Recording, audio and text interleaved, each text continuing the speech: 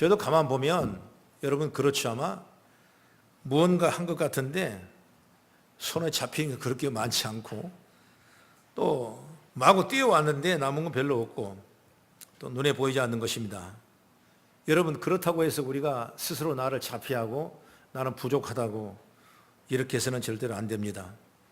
다시 한번 우리가 다시금 하나님의 향한 그 마음의 문을 열고 한 해를 잘 보내고 또 2019년을 대망하는 아름다운 시간들로 여러분들이 채워지기를 주의 이름으로 축원합니다. 그래서 오늘은 이 삼손에 대한 얘기를 제가 먼저 합니다. 삼손은 이스라엘 나라의 사사기 때 13번째 사사를 지냈어요. 이 사사는 모두가 16명이었는데 그 13번째 사사가 삼손입니다. 그리고 단지파였고 단지파 중에도 소라 지역에 살았기 때문에 소라 지파라 이렇게도 말을 합니다. 그런데 어머니가 경건하고 아주 하나님을 잘 믿은 사람인데 아이를 갖지 못한 여인이었어요. 기도를 많이 하니까 어느 날 하나님의 사자가 아들을 낳을 것이라 예언을 합니다. 그래서 그 아들을 하나님한테 바칩니다. 그리고 그 아들을 나시린이라고 그랬어요. 나시린은 독주를 마시지 아니하고 포도주를 가까이 하지 아니하고 항상 경건하게 하나님의 영광을 위하여 사사로 살아가는 것이 바로 나시린이거든요. 그래서 이 경건한 부모 밑에 잘 길러졌습니다. 신의 감동을 받고 성령의 충만을 입었던 분이 누구냐? 바로 사사 삼손이라는 사람이에요. 삼손의 일대기를 내가 이렇게 쭉 한번 찾아보니까 먼저 딥나에서 부모가 반대했던 블레셋 사람과 결혼을 했더라고요. 그 다음에 또 보니까 에스론 골짜기에서 여우 300마리를 불러 모아가지고 대단한 거죠. 300마리를 불러 모았다는 건. 여우 꼴에다가 불을 붙여가지고 풀어 놓으니까 여우가 얼마나 뜨겁겠습니까? 그러니까 막 뛰어다니다가 그 블레셋 나라의 밀밭에 들어가서 그 나라의 밀을 다 태워버리는 그런 엄청난 일을 누가 했냐? 이 삼손이 한 거예요. 때로는 하나님이 신의 감동을 주니까 나귀턱배 하나로 1000명을 죽이는 엄청난 역사를 이룬 분이 또 삼손이란 말입니다. 정말 가사에 내려가서는 신의 감동으로 사명을 잘 감당했습니다. 그래 마지막 어느 날 드릴라의 꿰매 빠져가지고 머리털을 밀어버리게 되고 하나님 주신 신이 빠져버린 것입니다. 그래서 엄청난 고통을 당하고 두 눈을 뽑혀가지고 이방 나라의 조롱거리 되는 이런 삶을 살아갈 수밖에 없는 마지막의 부분이 됐어요.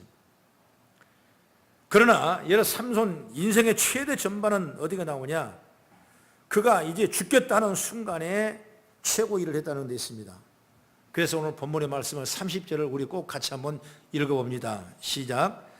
삼손이 이르되 블레셋 사람과 함께 죽기를 원하노라 하고 힘을 다하여 몸을 굽히매 그 집이 곧 무너져 그 안에 있는 모든 방백들과 온 백성에게 덮이니 삼손이 죽을 때 죽인 자가 샀을 때 죽인 자보다 더욱 많았더라 그랬습니다.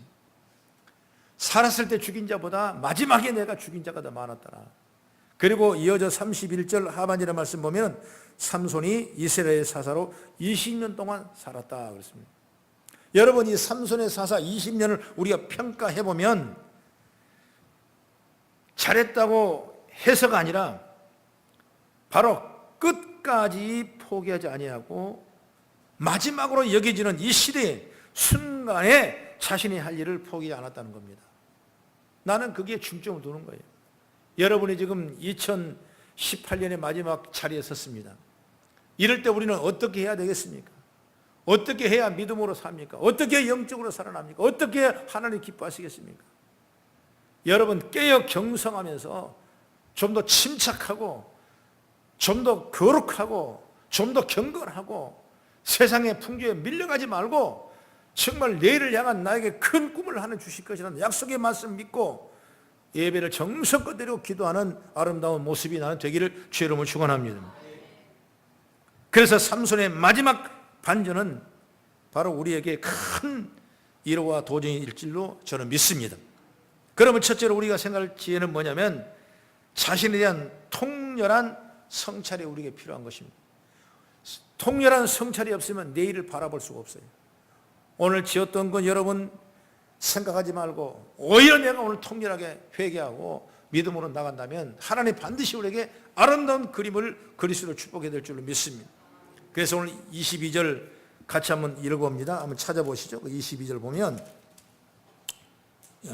시작. 그의 머리털이 밀린 후에 다시 자라기 시작하니라 그랬습니다. 머리털이 밀려가지고 신의 감동이 빠져가지고 정말 두 눈이 뽑혀가지고 조롱받는 이 삼손이라는 사람이 이제 뭐냐, 머리털이 다시 자라기 시작하니라. 그냥 머리털이 나겠습니까?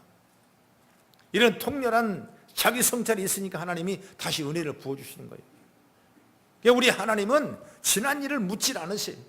여기에 우리 마음을 둘 것이 아니에요. 지금 이 시간이 얼마나 중요한지 몰라요.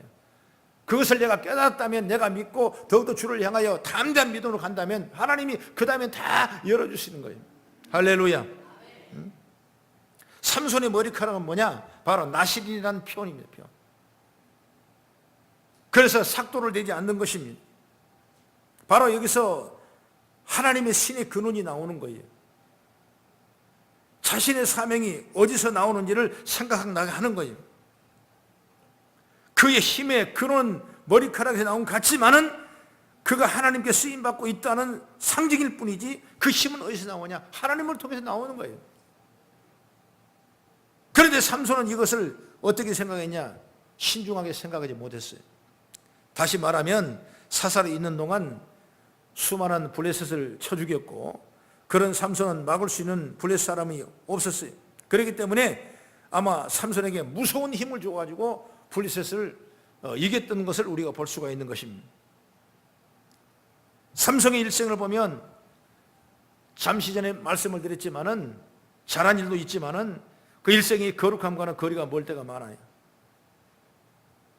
그런 사사로 첫 번째 일을 하는 부분이 바로 블레셋 여자하고 결혼하는 것이 첫 번째 일이었습니다. 그런데 그런 하지 말라는 결혼을 하러 갑니다. 그래서 결혼하러 가다가 뭘 만나냐면 사자가 한 마리 죽었습니다. 근데 그 사자가 죽은 사자 위에 그냥 벌떼들이 많이 끼어 있는 겁니다.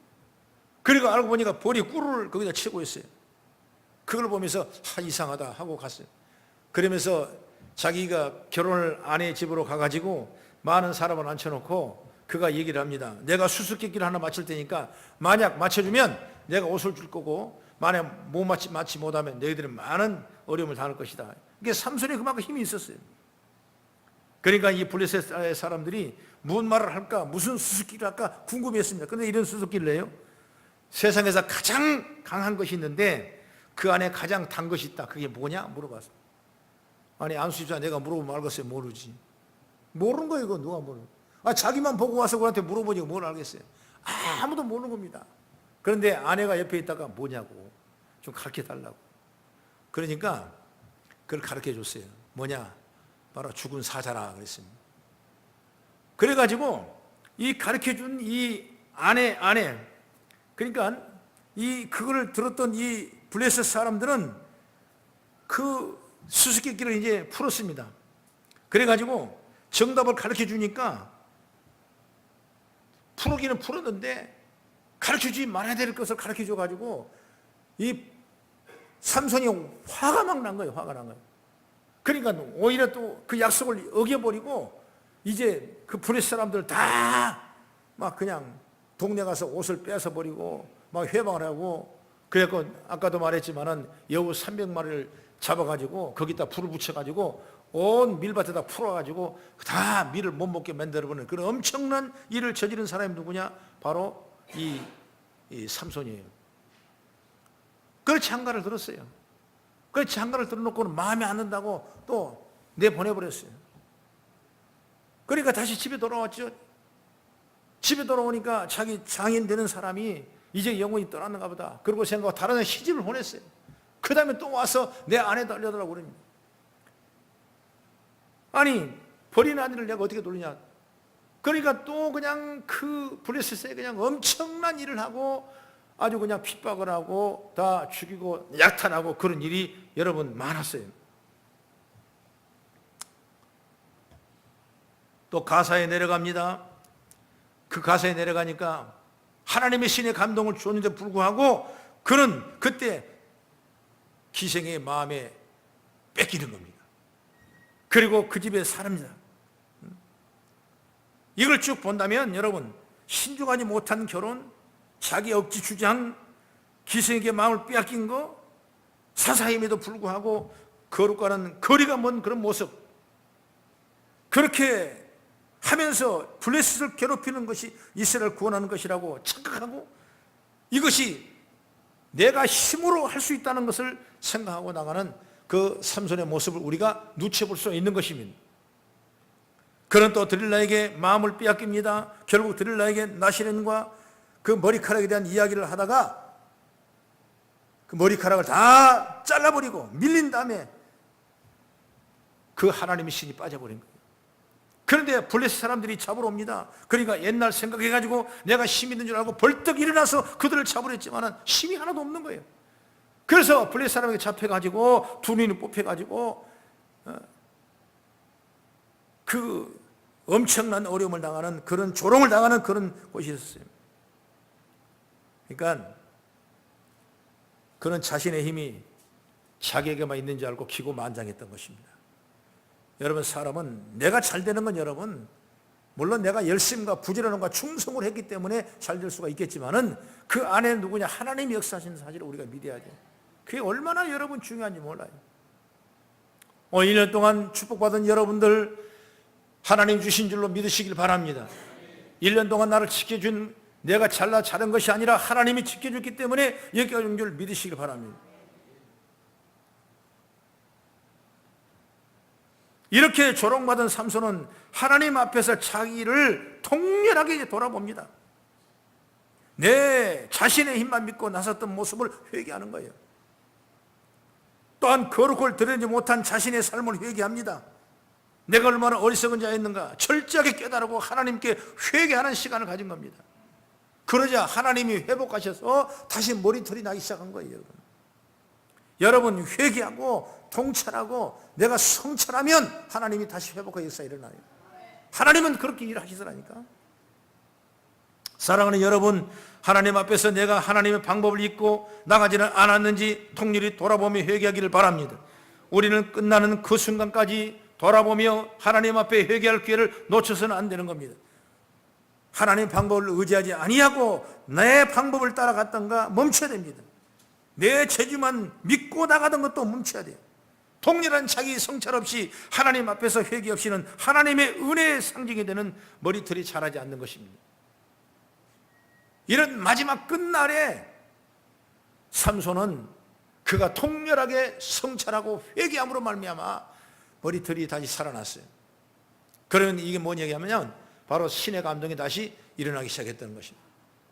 그래서 두 기둥을 뽑아버리고 엄청나게 하나님의 영광이 일어난 걸 보게 되는 것입니다. 그러면 둘째로 우리가 받을 지혜는 뭐냐면 하나님을 의지하며 감당해 나가야 된다 그 말이에요. 그러니까 이제까지는 실패했지만은 이렇게 끝나고 싶지는 않다고 말이에요. 새우이지만은 이스라엘 사사로서 블레셋을 제외하고 이스라엘에게 평안을 주는 일을 하고 했던 것입니다. 신전을 두 기둥으로 잡았습니다. 삼손은 이제 자신의 힘으로 무엇을 하려고 하지 않습니다. 정말 기둥을 움켜쥐고 삼손이 어떻게 합니까? 28절 우리 같이 한번 읽어봅니다. 시작. 삼손이 여호와께 부르짖 이르되 주 여호와여 구함나니 나를 생각하옵소서. 하나님이여 구함나니 이번만 나를 강하게 하사 나의 두 눈을 뺀 블레셋 사람들에게 원수를 단번에 갚게 하옵소서. 이게 뭡니까? 이거 삼손의 기도예요.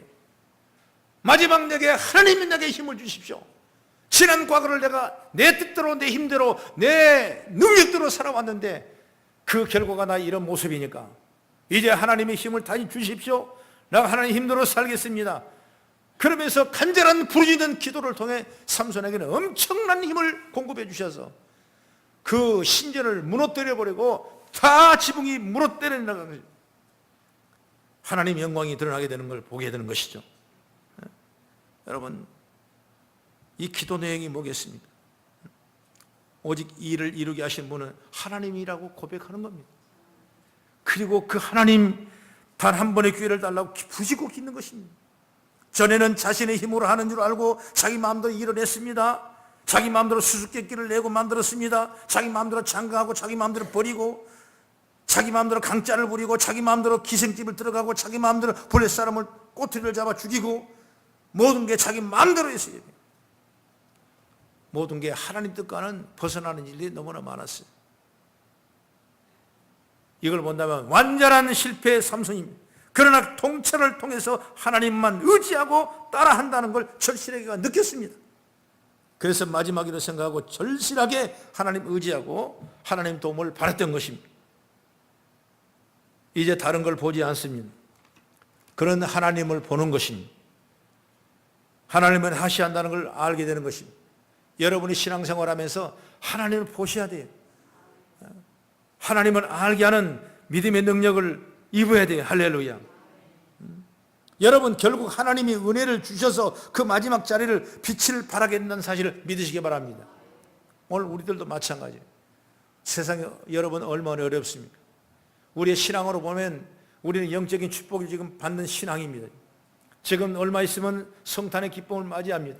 연말을 맞이합니다. 내일의 꿈을 꾸고 비전을 세워가는 아름다운 날이에요. 여러분 이럴 때 우리가 좀 더 경성하고 깨어서 하나님 앞에 말씀을 붙잡고 기도하며 나가는 믿음의 자가 되기를 간절히 바랍니다. 여러분 지금 가만 보면 흔들리는 사람이 많아요. 무슨 망년에 가야 될까? 누가 밥 먹어야 될까? 뭐 세상을 따라가면서 별 생각을 다 해요. 그러면 가면 그거 끝나는 거예요. 여러분이 영적으로 주어지지 않아요. 영적으로 열매가 없어요. 여러분 이럴 때 우리는 내일을 향해서 더 큰 하나님의 축복을 주시는 사실을 믿고 믿음을 승해 나가요. 물론 지난 시간대에 내가 잘못된 것도 있고 부족한 것도 있고 여러분 성취하지 못한 것도 있고 내가 실패한 것도 있고 부끄러운 일을 당한 것도 있지만은 이제 그걸 생각하지 말고 이제 다시 한번 하나님이 내게 은혜를 주시면 더 큰 일을 감당하겠다는 그런 축복된 도구로 저와 여러분 사용되기를 주의 이름으로 축원합니다. 우리도 마찬가지죠. 내가 할 수 있다, 내가 했다 생각, 이건 하나님 앞에 교만입니다. 우리도 이런 생각을 할 때 교만할 때 실패하게 되는 겁니다. 성공하는 것 같아도 여러분 실패하는 거예요. 자신이 한다는 생각을 가질 때 무언가 자신이 이룬 것 같이 보이지만 돌아보면 모두 쓰러져 사라질 사상 누각에 지나지 않는 겁니다. 중요한 것은 바로 우리에게 주어진 시간 많이 남았든 짧게 남았든 하나님만 의지하며 나가는 모습이 되기를 간절히 바랍니다. 절실하게 하나님께 부르짖으며 맡기고 의지하기를 바랍니다. 그리고 거룩한 방법으로 나가야 돼요. 그러면 하나님께서 분명히 역사가 일어날 줄로 저는 믿습니다. 하나님께 다시금 저와 여러분 붙들어서 당신의 도구로서 부끄럽지 않게 만들어주시는 은총인 줄 믿으시기를 주의 이름으로 축원합니다. 그 다음에 세 번째는 뭐냐면 하나님께 맡기면 우리 인생도 값지게 만들어 주십니다. 할렐루야.